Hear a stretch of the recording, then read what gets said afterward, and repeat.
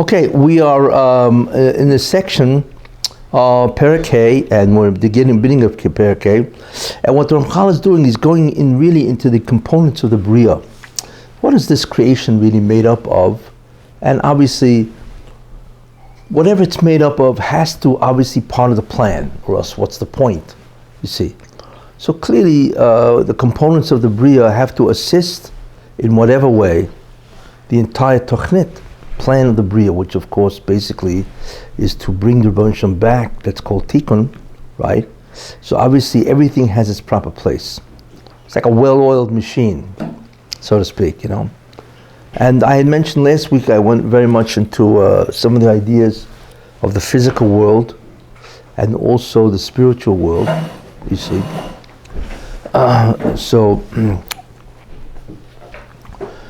Like I said, the Ramchal last week, that basically the world is divided into physical and spiritual entities. And I had mentioned also that the essential concept of a spiritual entity is that it cannot in any way be detected at all. That's a spiritual entity. A physical entity can, and doesn't make them what the nature, like I mentioned. You know, you have radio waves.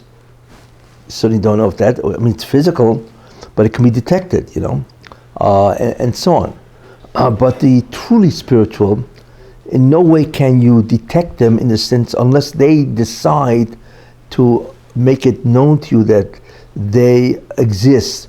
But even then, they cannot appear to you as themselves.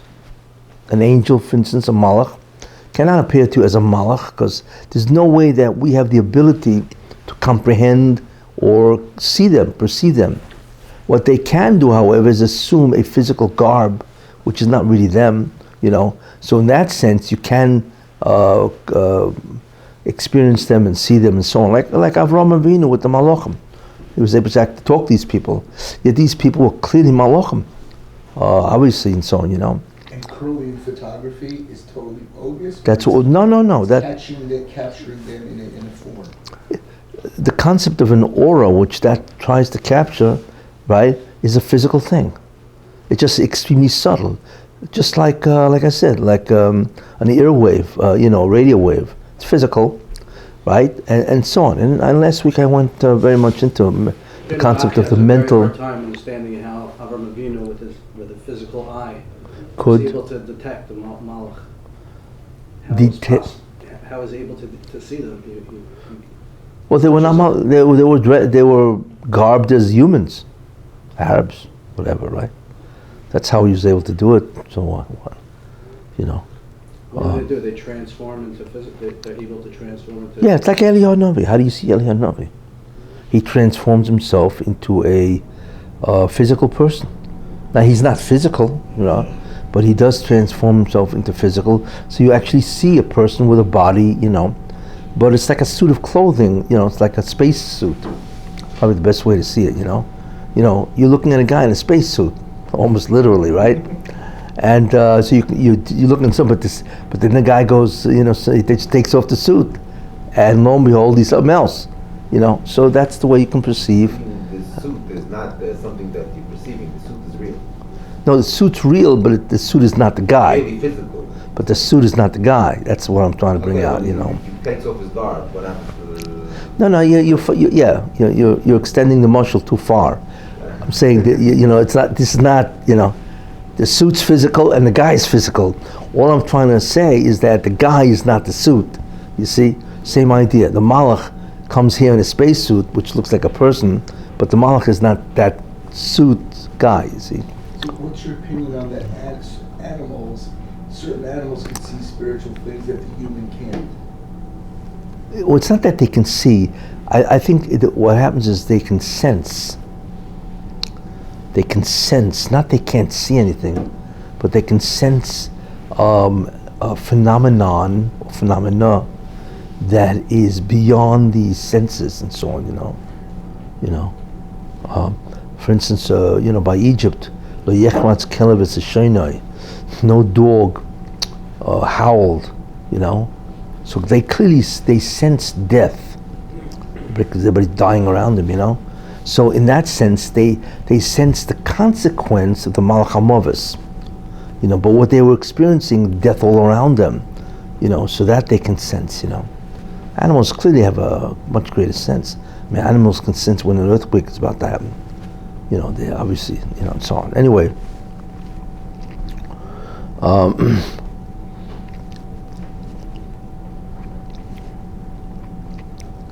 yeah. So anyway, he says that, so the physical universe is composed of, right, physical people, land, air, trees, all that kind of stuff, right?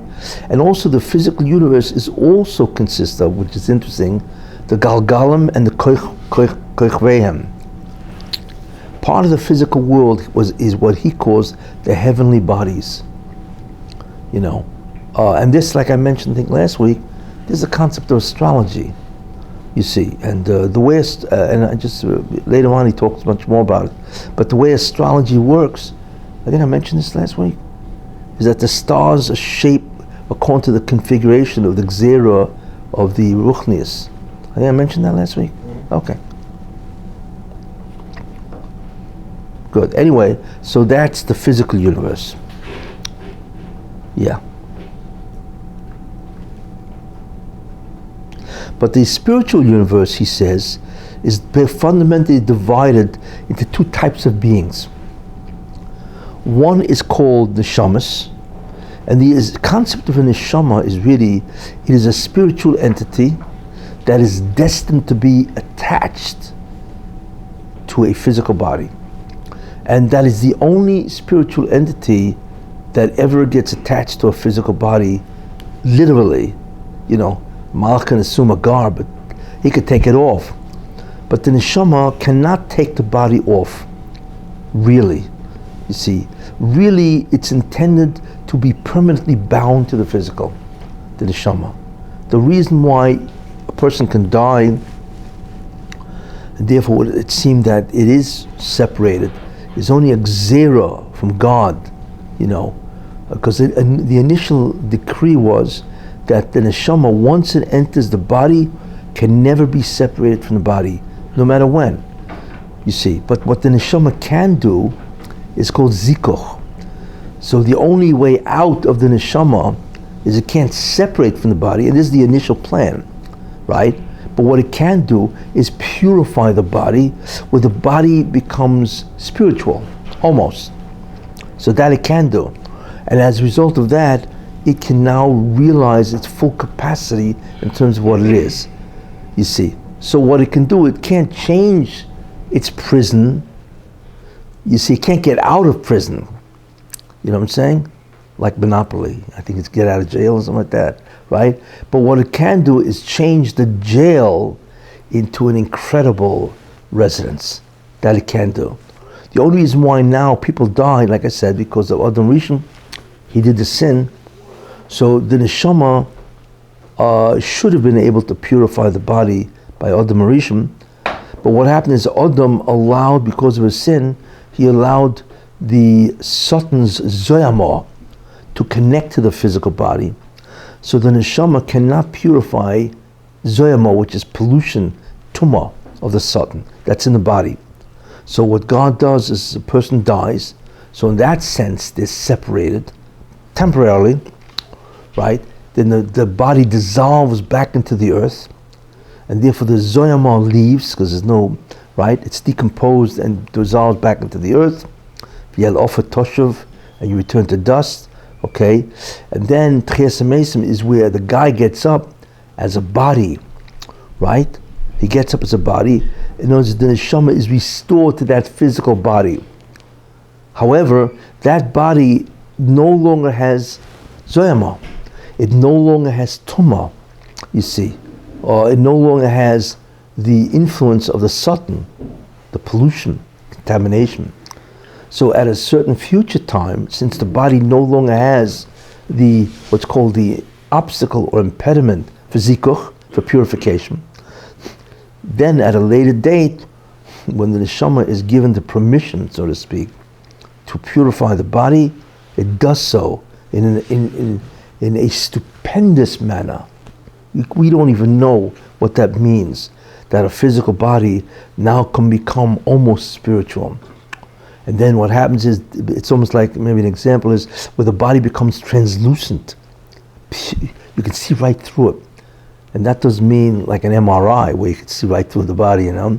It means that the body changes completely into a total, almost spiritual entity, and therefore beings are now relate to each other through that clear, transparent body, you see. And then the neshama is completely perceived, and that will be really in Olam Haba and so on. You see, so therefore, the first being or entity of the spiritual domain is the neshama. One first, and the neshama, like I said, is a spiritual entity of which we do not really know its essence, and that is destined to be connected to a physical body permanently, if not for the sin of Adam. But when the neshama will be reconnected to its former body, then it will never be free of that body for all eternity. But like I said, don't worry about that. It doesn't suffer. There's no death, there's no disease, there's nothing, you know. It's like I say, it's almost like a clothing which is completely transparent.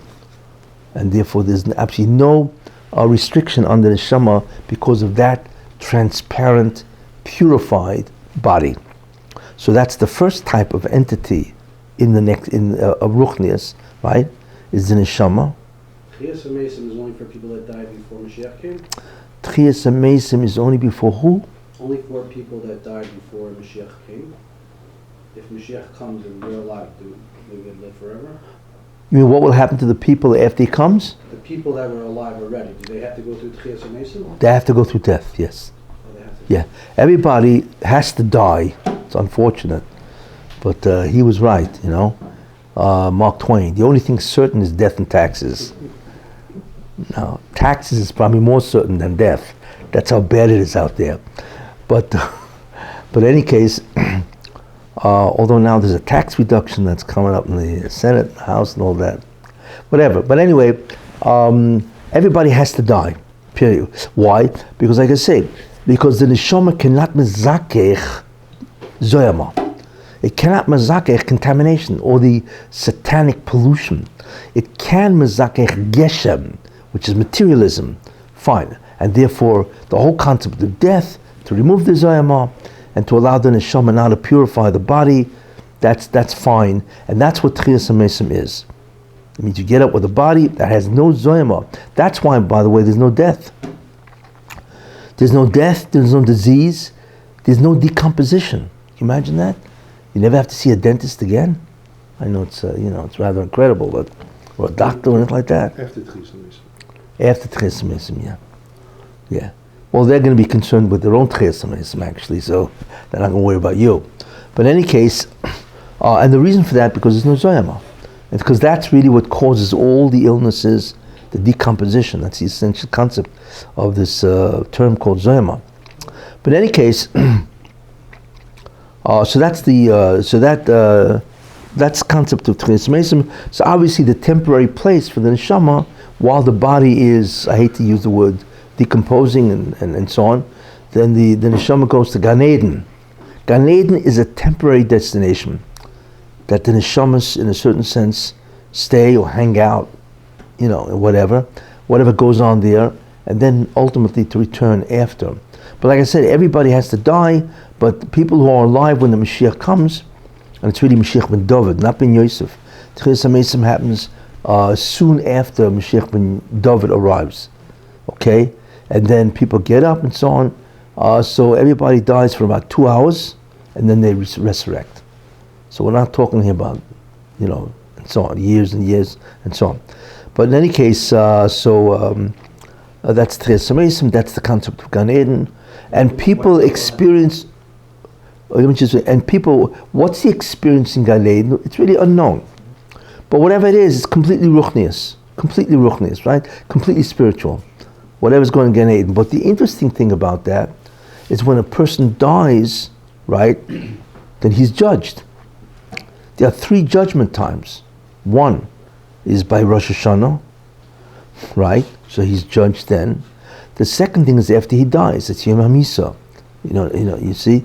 In other words, because he's finished with the job, so to speak, and then he has to be judged in terms of what the story is, Where is he at? And the third judgment time is at the end of time, because a person gets merit for those things that he influenced. You see? If a guy influenced somebody to become religious right? And then that person got married and he had kids that they're from. He gets credit for everything down the line. In the insurance business, they call it residuals, if I remember correctly. In other words, if a guy sells a policy, right? So he gets some kind of, whatever you call that, royalty or whatever, right? But let's say the guy quits. So when the guy renews, he still gets the residuals, it never ends. You know what I'm saying?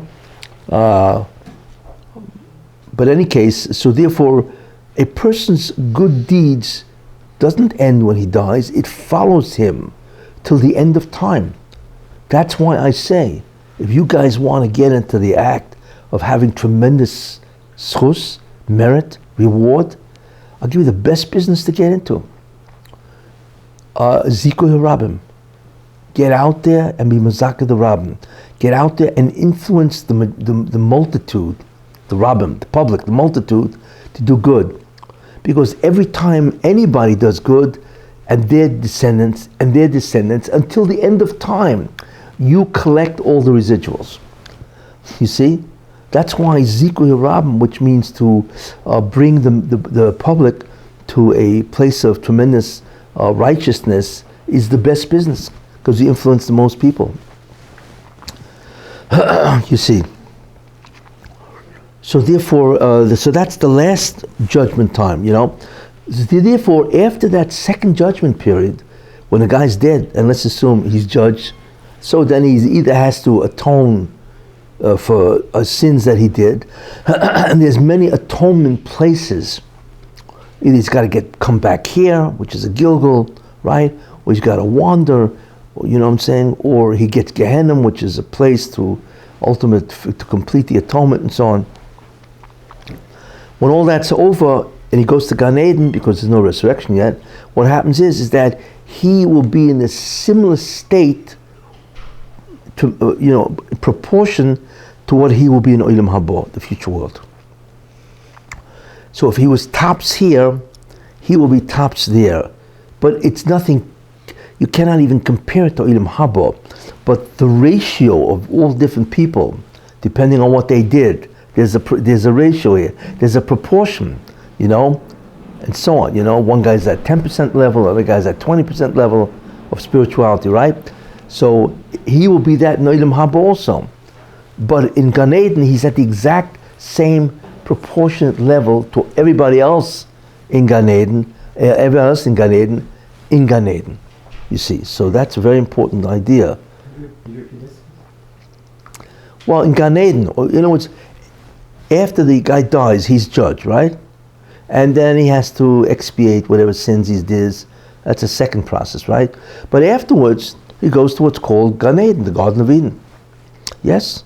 And he's there while his body is decomposing, getting rid of that pollution, so then ultimately he can re-enter when the Mashiach ben David comes.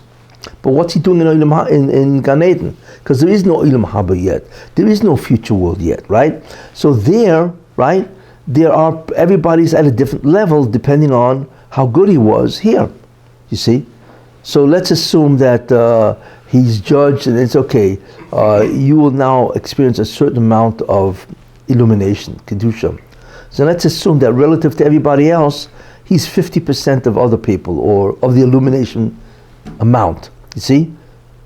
So he gets the same exact proportion that he would be in Olam Haba, he gets it in Gan Eden. But in Olam Haba, it's infinitely great. But the proportion is the same in terms of everybody else and in terms of the amount of how much the Rebbeinu Shalom gives out. You see? So it's sort of like a me'ain. It's a small model, you see, experience in terms of what ultimately will happen, you see. But whatever it is, Gan Eden is supposed to be just beyond belief. I think I once gave a shiur here that when the neshama dies, it goes through the chevron, goes through the Moras HaMachpelah. That apparently is the entrance to Gan Eden. It's a whole medrash on that, Zoya, whatever, that says that, But in any case... Is that people, they found that they did not decompose? Yeah. Is that because they got rid of the Zuama before? That would probably be that the only reason why they have Zoyama is because of Adam Rishon's Chet, but not that they added to their Zoyama. You see? Most people are busy adding with their own sins. You know what I'm saying? There's the problem here. There's a certain amount that Adam Rishon gave you as a gift. Right?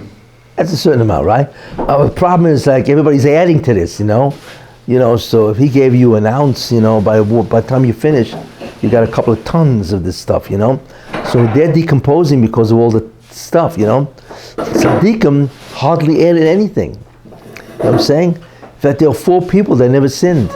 So their Zoyama basically was the Zoyama that Adam Rishon gave them. You know what I'm saying? 4 people never sinned, right? Interesting, when Abba Medina purchased nearest Machpelah, someplace I read, it was dark and there were spirits and demons. It was so undesirable. Okay. How did he clean it out to put his wife? I don't know, you gotta ask him. Okay. Anyway, he probably hired one of these companies, cleaning companies. There were demons, all kinds of spirits. I don't know. I mean, there's a lot of stuff like that out there, But the main thing is, how could there be when the ones who were buried was Adam and Chava? He didn't buy an empty plot. He bought that place because Adam and Chava were buried there. You see, that's why he bought it. And since Avram Avinu took over the job of Adam, really, so he wanted to be buried there, So I don't think there were demons there at that point, although, whatever. So therefore,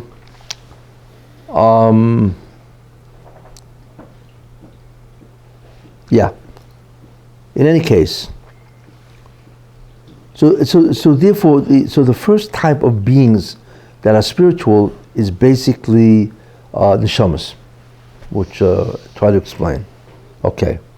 The second type of beings are beings that will never enter a body. They're permanently spiritual.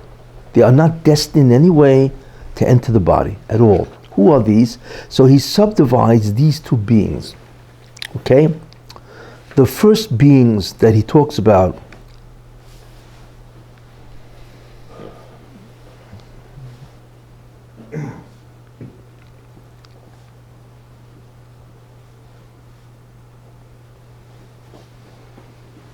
the first one is called Caiaphas Forces. These are called the Caiaphas Nivdolim, transcendental forces, which he will talk about soon. They're called transcendental forces, okay? They're not beings in a certain sense. They're really forces. What they appear to be is spheres, okay? Spheres, whatever the forces are, okay, are purely spiritual, of which we have no conception of what they are, but obviously they have nothing to do with the physical world, and they will of course never reside or inhabit a physical body. The second type of spiritual beings are malachim, angels. Angels are clearly there, which will never inhabit again the physical world. So they are fixed, ensconced, so to speak, in the spiritual universe. And then he's going to talk about what the purpose of these things, you see. Now, these things have many subdivisions, you know. The Caiaphas Nivdolim have these transcendental forces, which are basically the spheres, and what's called the descent of those spheres as they become more and more physical, not physical, but as they descend and create different universes, realities, you know. And then you have the malachim, the angels, and the malachim fundamentally are emissaries. That's really what they are. They're messengers or emissaries, agents, which we will see later on, and so on, you know. But so these are the two spiritual beings. And like I said, they had many, many different categories. For instance, angels have 10 different classes of malachim.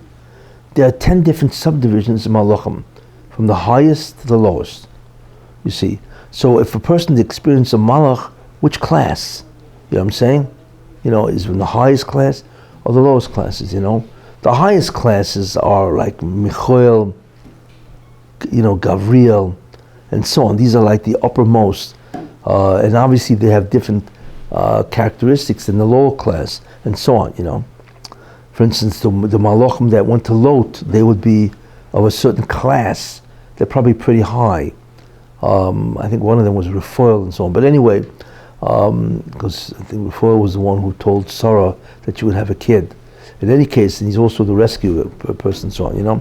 So malachim clearly have distinct classes, of which there are 10, and then each of these 10 are really subdivided also. It's like an army, you know. You got the 5-star general, 4-star, I don't know if these are 5-star general.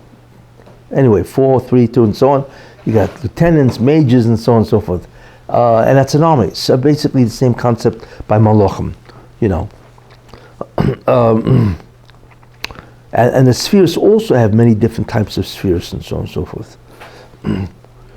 I think what's interesting to mention. Does that mean each level? Well, when I get there, what? I mean each level is that like by Sphira Saomer we subdivided? Yeah, different spheres. You know, Down. there are 10. There are 10 fundamental spheres. Each 10 is made of 10. And each 10 is made of 10, and each of those 10 is made of 10, 10, 10, 10. It's an infinite subdivision of spheres. And then You know, for instance, in other words, let's say you have the spheres, which is what?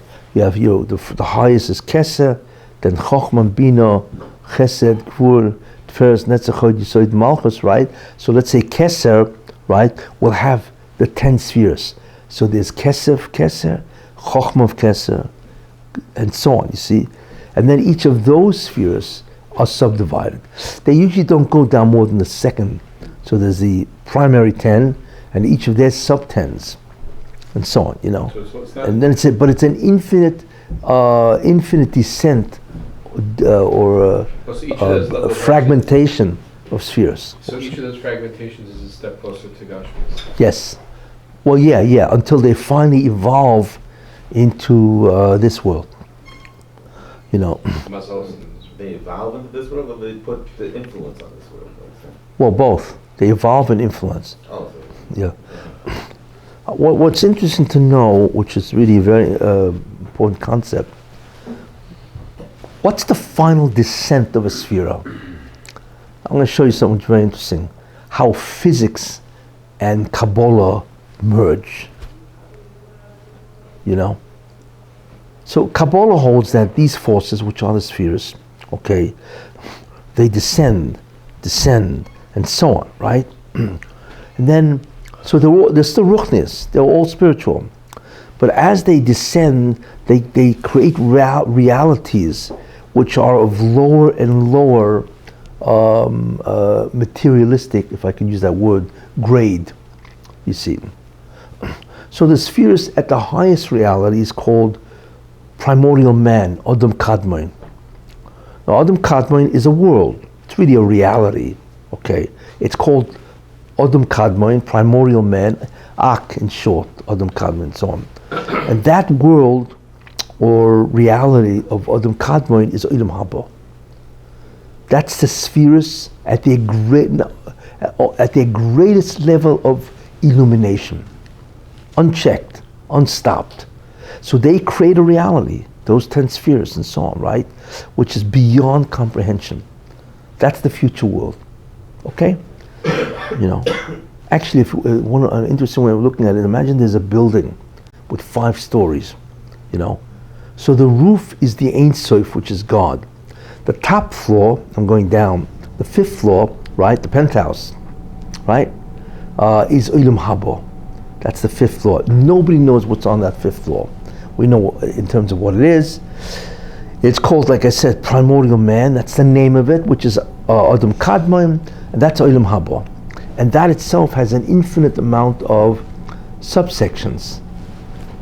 Anyway, that's the fifth floor. Then ultimately what happens is you have the lower four floors become Ulam Hazeh. So the fourth floor is called Atzilus. That's a reality.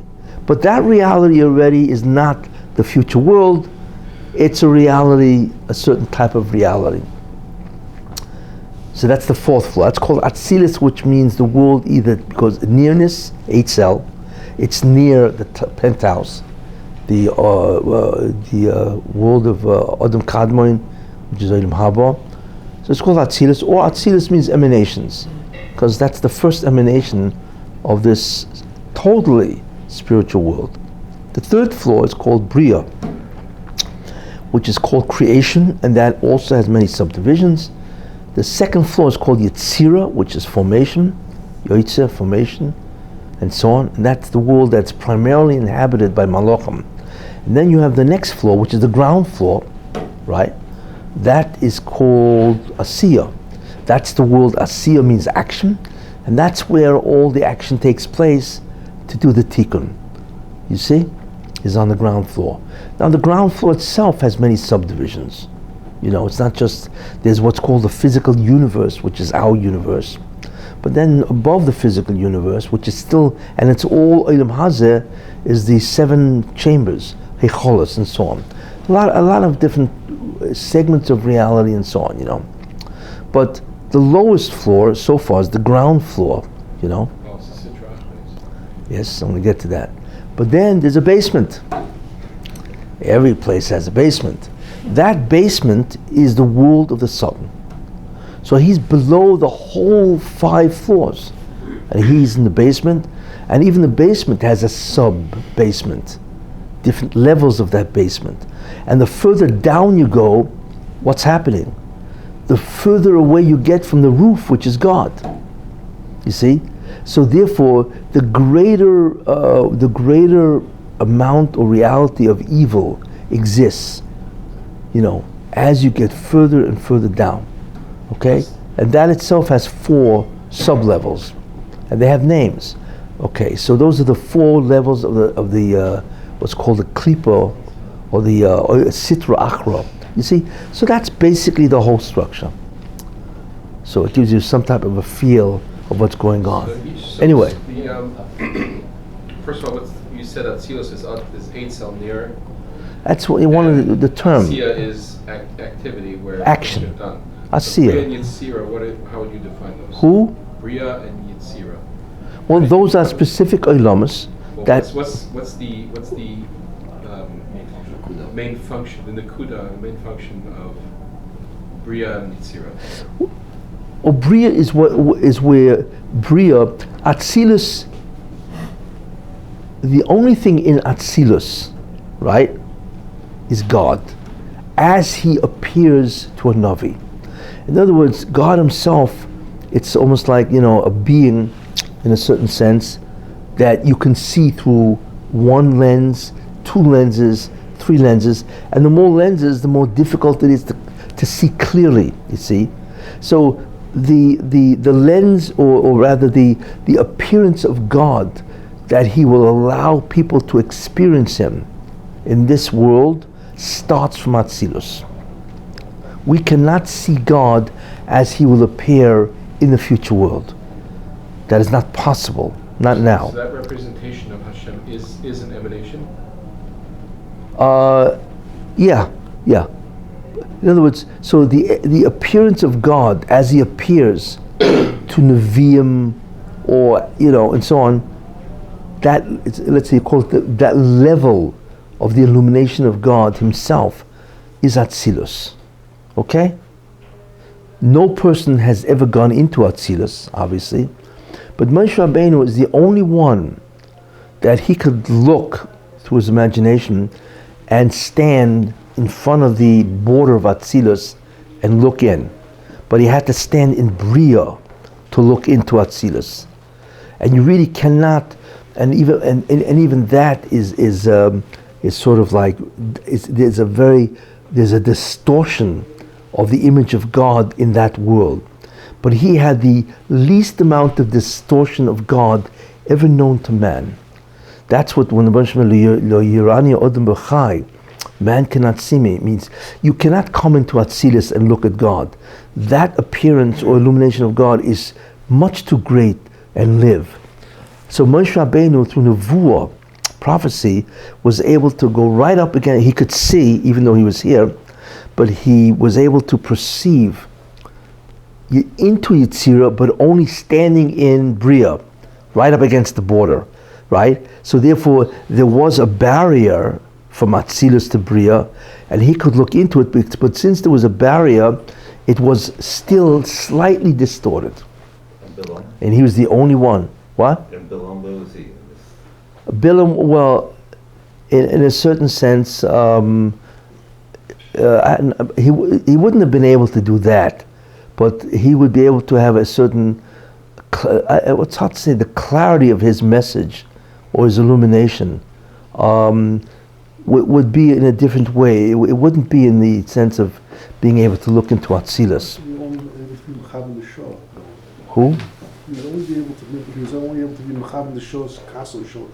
Yeah, no, but the Roshim appeared to him when he told him, go with these people, don't go with these people. No, he was. L'kom Moshe.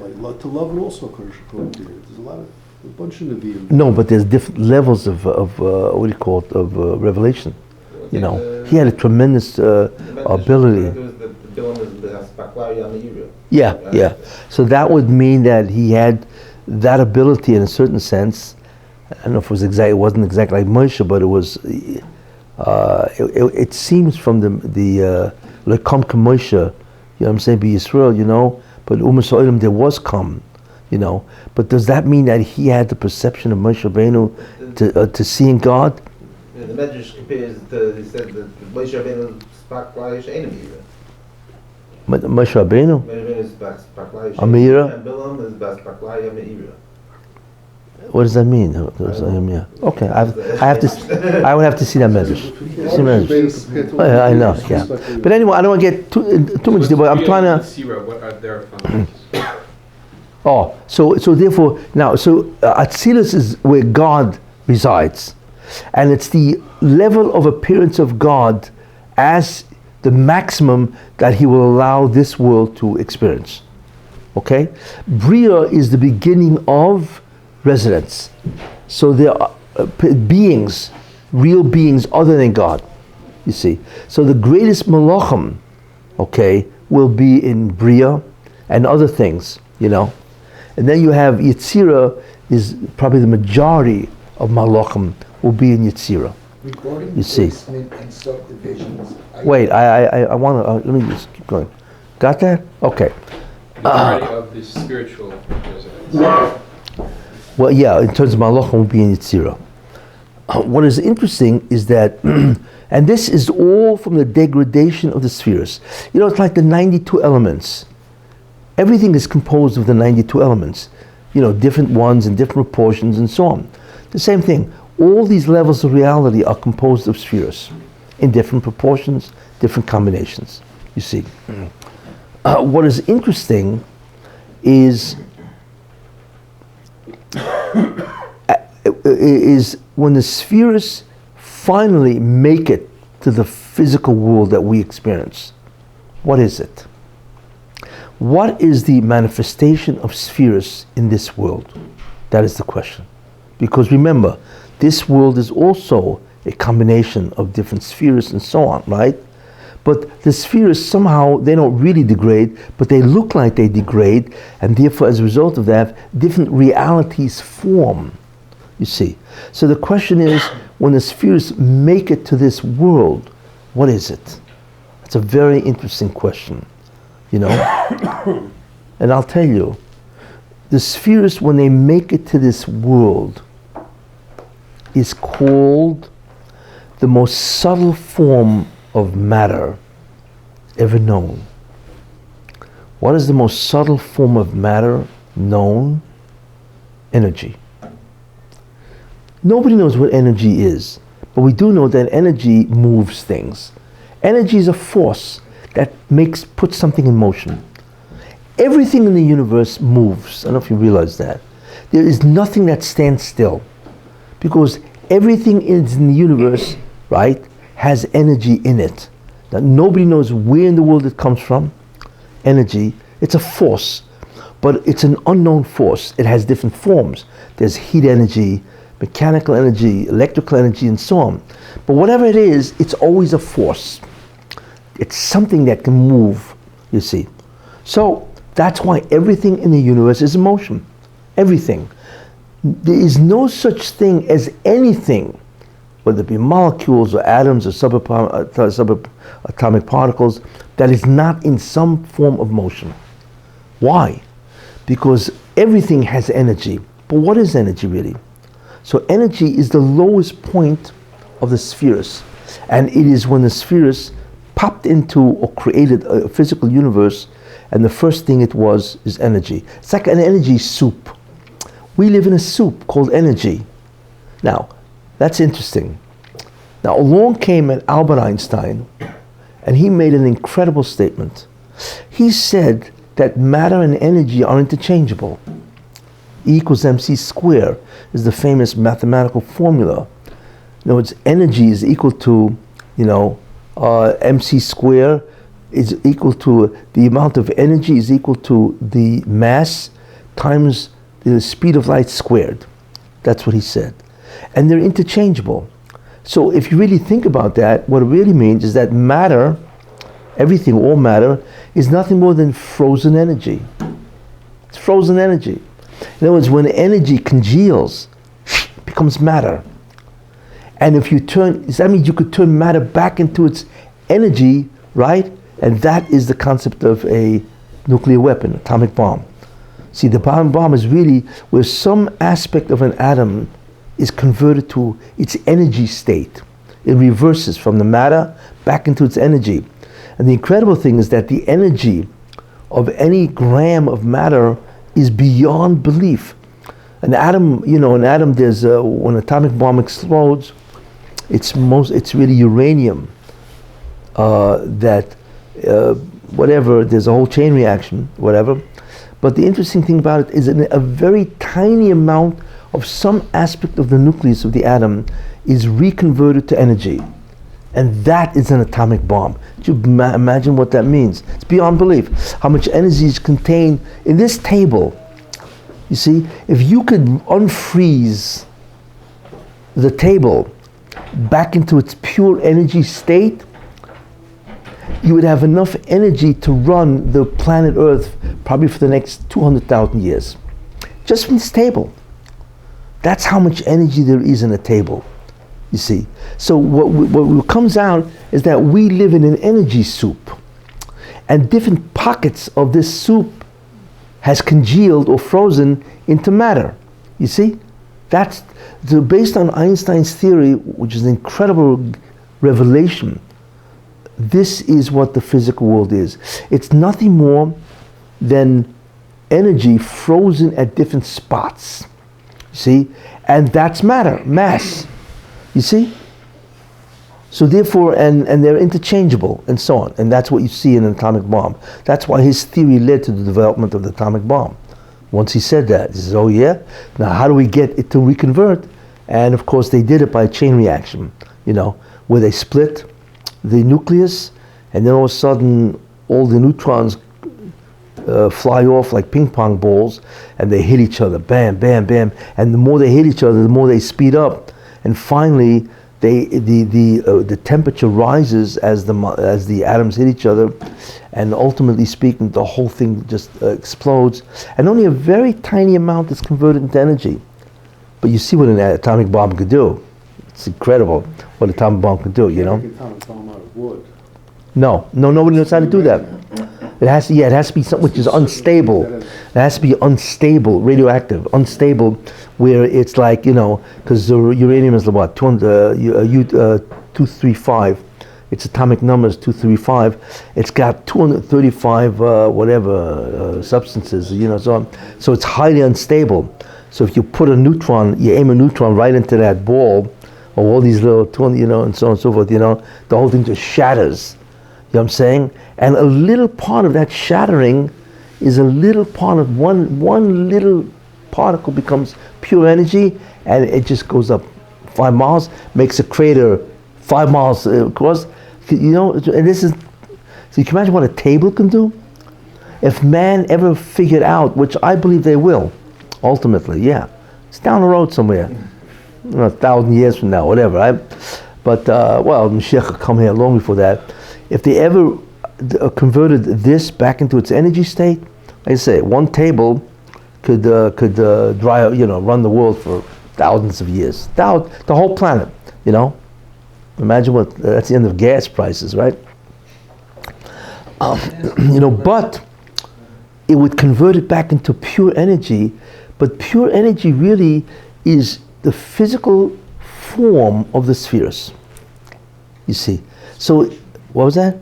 And that's, the spheres are spiritual, but when they pop into a physical form, it's energy. And then from the energy, you see, you have different places that become matter, and that's how the physical universe exists, you see. So really energy is the most subtle form of matter, which is very interesting. And I believe that is the ultimate manifestation of spheres, that type of energy, force, when it degrades into a physical thing. You see, degrades into energy. Is that alluded to anywhere? That when the spheres come down, that their energy? I don't think so. I don't think so. To me, it's obvious. You see, because what happens is, if you think about it, if you need more explanation, scientists always wondered, is the universe eternal or did it have a beginning? Okay, so they discovered that it has a beginning. Why? Because the universe is expanding, right, at a certain rate. And the rate of expansion itself is increasing. So if it's expanding, what happens before? So you go back. In other words, so take the expansion of the universe and push it back into, you see? So obviously, it has to have a certain point where it started, you see?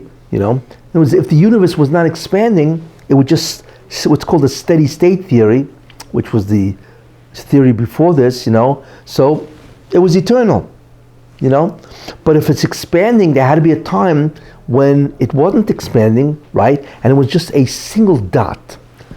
So the theory now is, of course, they've proven it, and so on.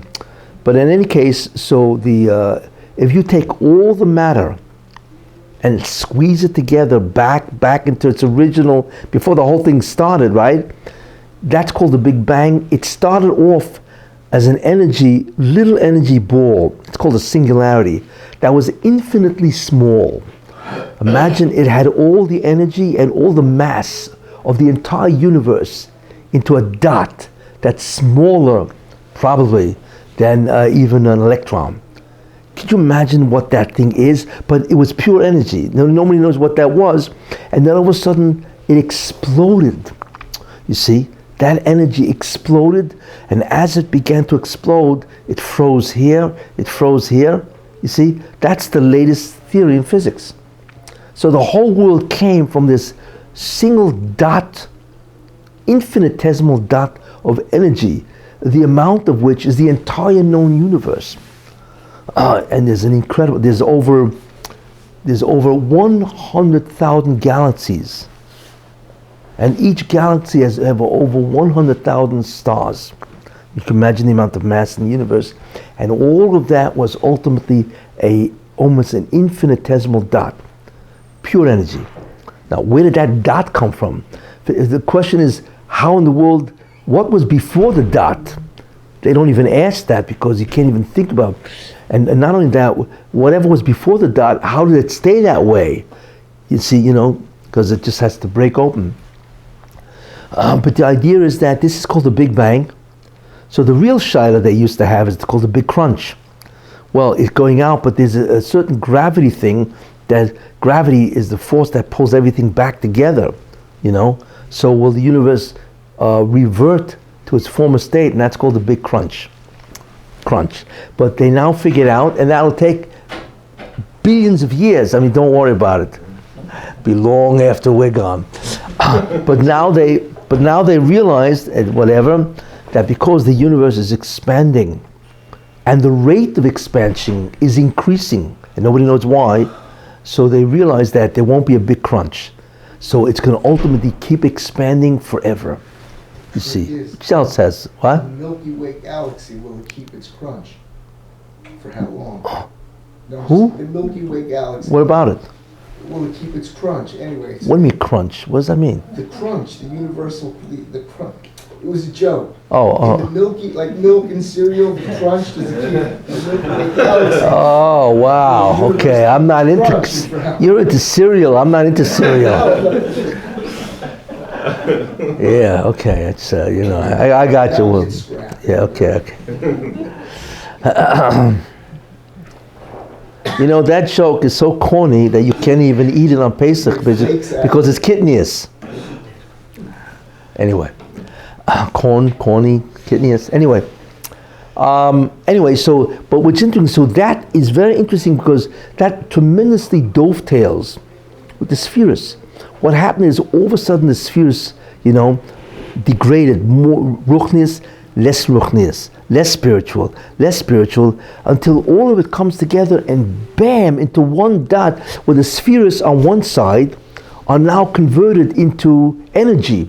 But the energy it was converted into was an infinitesimal dot. And that dot exploded, and that's the entire universe. You see. So scientists now, the measurement of how big is our universe, it's 13.7 billion light years. A light year is a distance, not a time. It's the amount of distance that light can travel in a year. Light can travel in 1 second, 186,000 miles a second. That means it goes around the earth 7 times in 1 second. That's pretty quick, But if it goes 186,000 miles a second, how far does it travel in 1 year? And the answer is 6 trillion miles. That's 1 light year, okay? It's 6 trillion miles. The nearest star is 4 light years, which is approximately 24 trillion miles away from us. That's a long trip. I mean, nobody's going to ever get to go one of these stars because how in the world can you go 6 trillion miles, 24 trillion miles? What? There's a wall there? There's no wall, it's just... So how could they predict what the end is? No. Because what's interesting is that the stars that are further away are the first stars, right? So they look into the universe as far as they can, you see. So the furthest star, or whatever they can see out there, be a galaxy or a nebula, whatever, is approximately, I think they've seen things that are 12 billion light years away. And those are the earliest things. Because, whatever is out there is really, in the beginning was close, you see, So that's the furthest they've seen. But the theory is that the universe is 13.7 billion light years. So 13.7 times 6 trillion is the length of the entire known universe. And that is expanding. Don't ask me into what, right? Into what? There's nothing beyond that. Right? That's a whole different child. What is space? And if the universe is expanding, which is space, so what in the world is expanding into? There's no space there. So nobody knows the answer to these questions. And so on, But I'm just saying it all started with this one dot of pure energy, which was an infinitesimal dot that exploded, right? And that energy now congeals at different points, and that became all the matter in the universe, you see. But what I'm saying is that the spheres, which degrades spiritually again and again and again, when it finally transformed into a physical thing, that was the Big Bang infinitesimal dot. And from that, you have the whole Bria. You see? So you have a good bird's eye view in terms of what is happening and how it's happening. But the Ramchal says that, so these koiches nivdolim, which are the spheres, this is how you start from the top and you get all the way down into this universe, you see. So those are a type of spiritual entities. And the second one, as I mentioned, is the malachim, the class of angels, And the angels are divided into 10 different categories with subcategories, and they reside at different places, and they're all spiritual. Question is what they do. He's going to deal with that, and what do you need them for? What are they going to do? Okay, but so far these are the components of the Bria.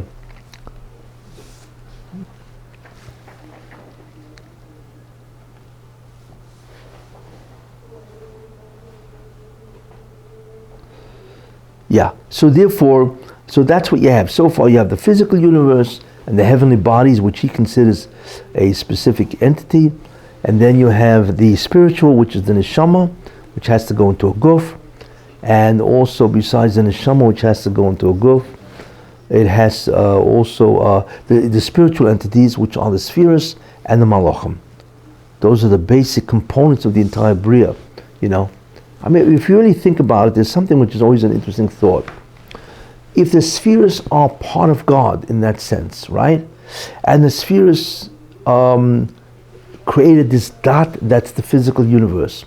But obviously the spiritual universe is much larger than the physical universe, right?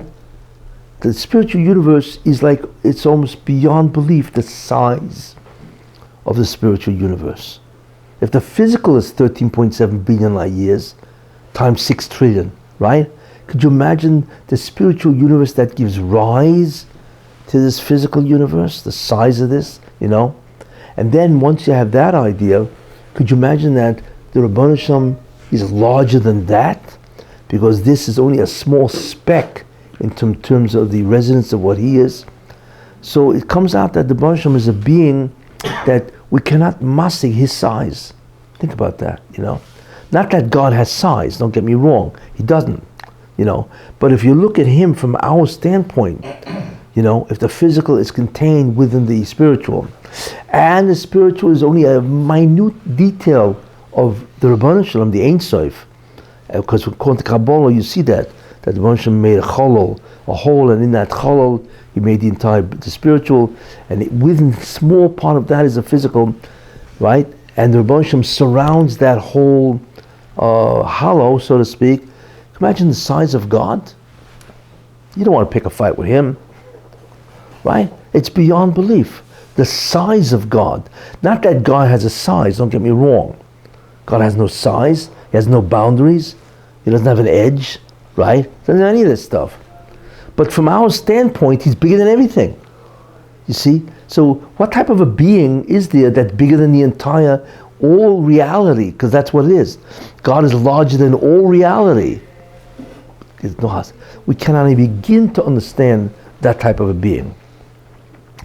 This is a thought that you can have when you look at all this kind of stuff, you know. That the Moshem, because it says, Molek kol haaretz kavoidoi.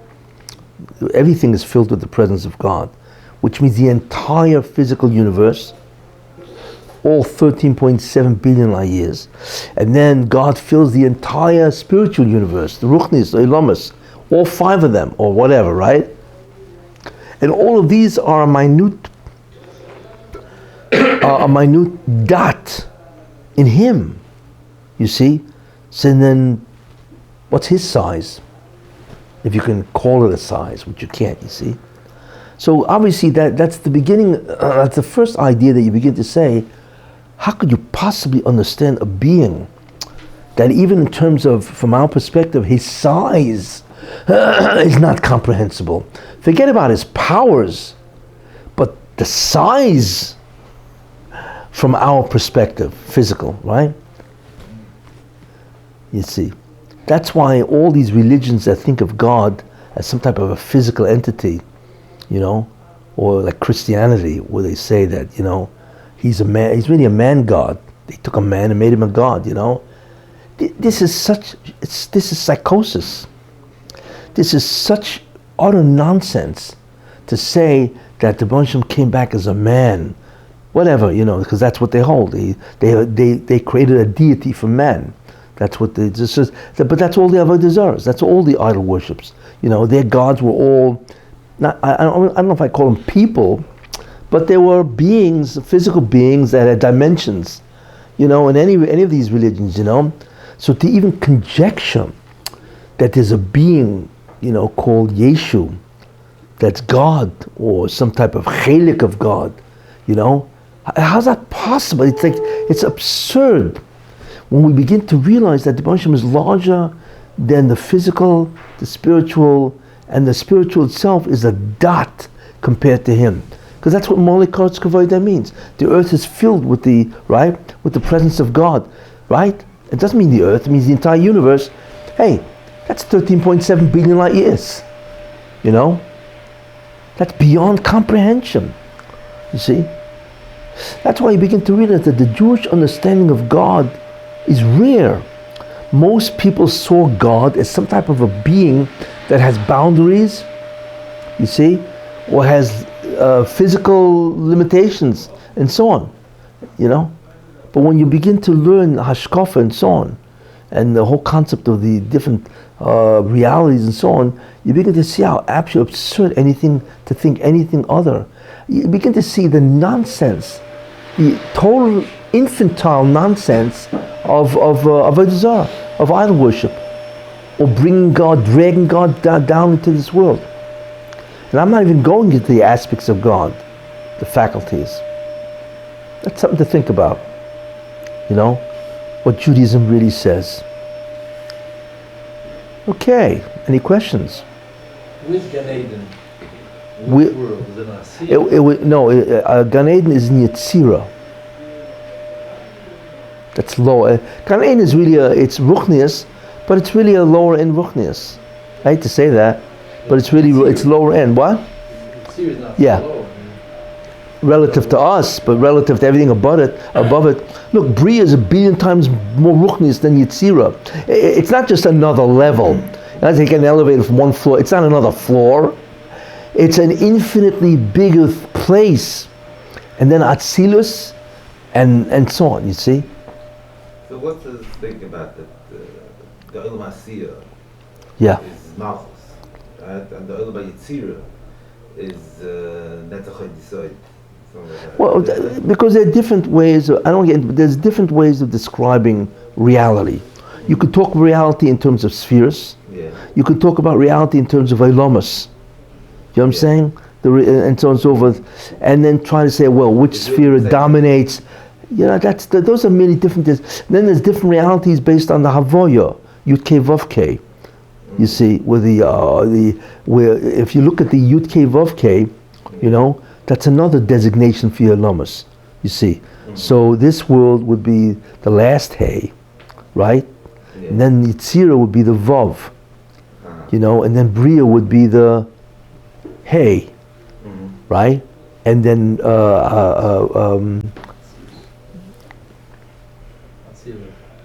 Atzilus would be the Yud, right? So what would the Adam Kadmon be?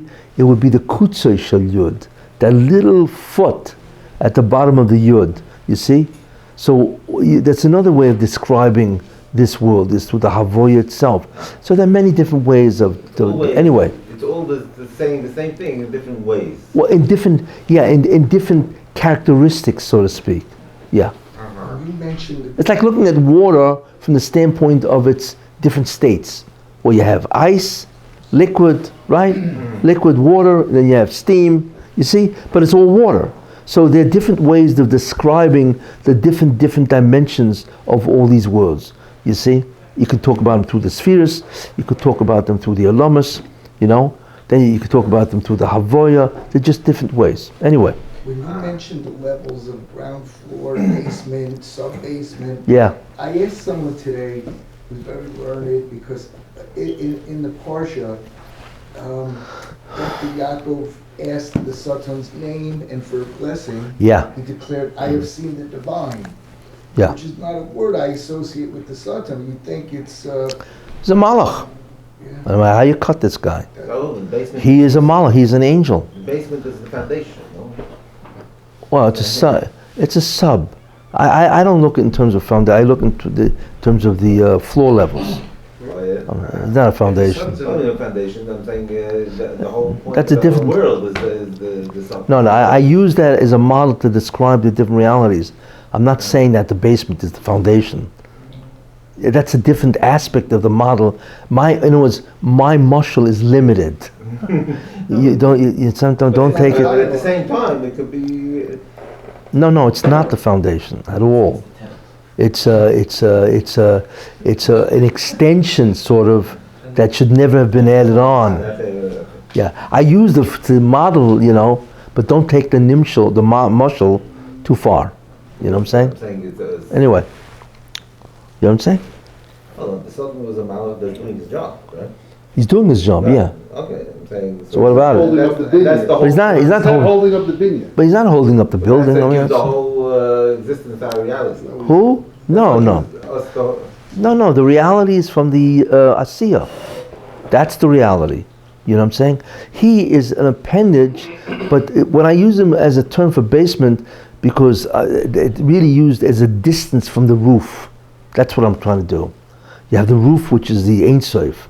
Then you have Atzilus, Bria, Yetzira, Asiya, and these guys go lower, you see? And what distinguishes all this? You ever wonder? You look at all these realities. What's the continuum about? Obviously, it's a continuum of some sort, right? So gradations, right, or levels. So the first level, what seems to be, is spirituality. One is more spiritual than the next, till you get physical. But with the lower worlds, they are spiritual. You know what I'm saying? So then, what is the distinguishing or differentiating aspect of each level? And the answer is, to what extent do you experience Einod Milvadoi? And the lower you go, so the ones who experience God as an Einod Milvadoi, not literally, right, is the Bria.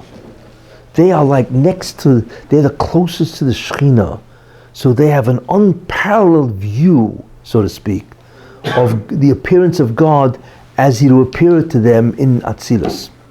Incredible view, But we don't know what that means.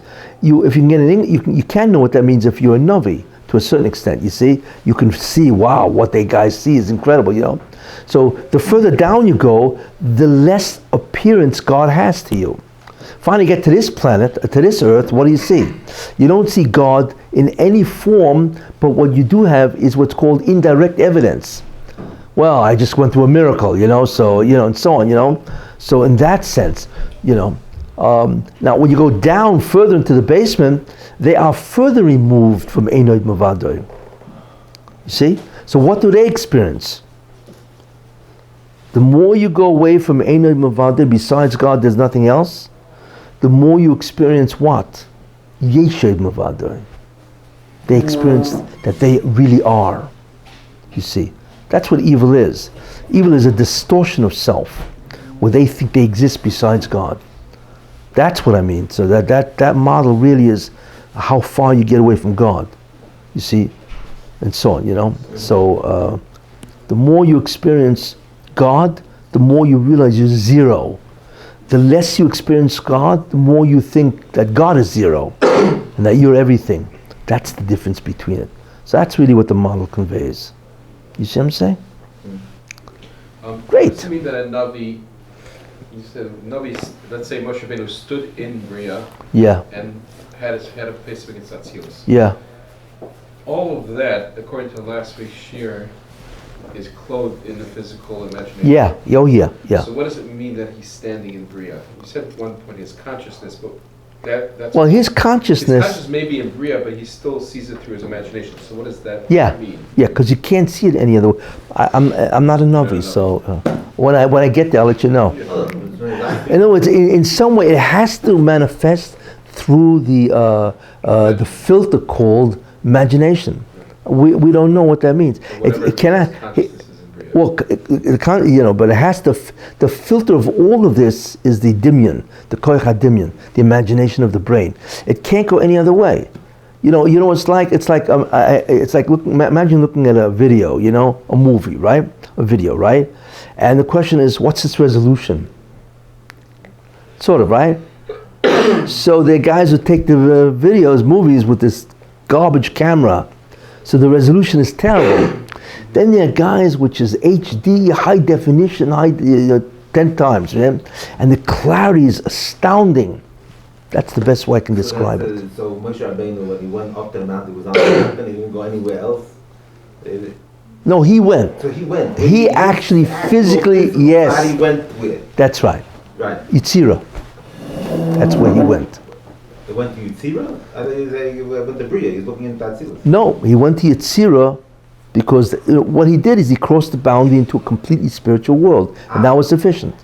Because if you go from Bria, Asiya to past everything into Yitzira, you are now in a different dimension of reality. Basically, he went to someplace, like you say the Big Bang is like the first spot of the beginning. He went someplace beyond that spot. Well, it's almost like he went before the Big Bang. Before the Big Bang. Yeah, well, we have no concept of what that is. Yeah, that's all he had to go. That's why he had this argument with the Malachim. He was on their level. You see? How does the Satan relate to the Pamaya Shamala and the based in and HaKadosh Baruch Hu sometimes? If he's who's he speaking to? Well, but he doesn't have illumination of Hashem. He just no, he does because he presents himself to the Bezdin. So I'm saying, but his levels of Sitra Akra mean that he has no illumination. No, he does. Not true. He does. But his distortion isn't that he thinks he's somebody, but he thinks he can become somebody.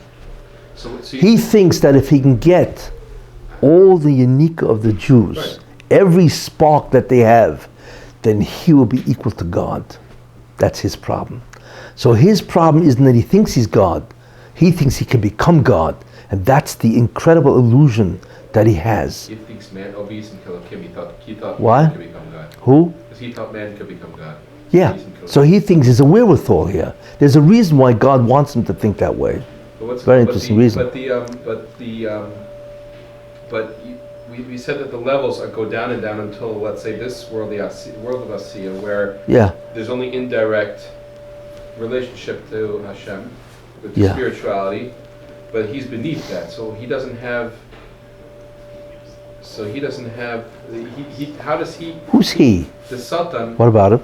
Has to have even more indirect relationship with Hashem if he's living in Sitra. But how?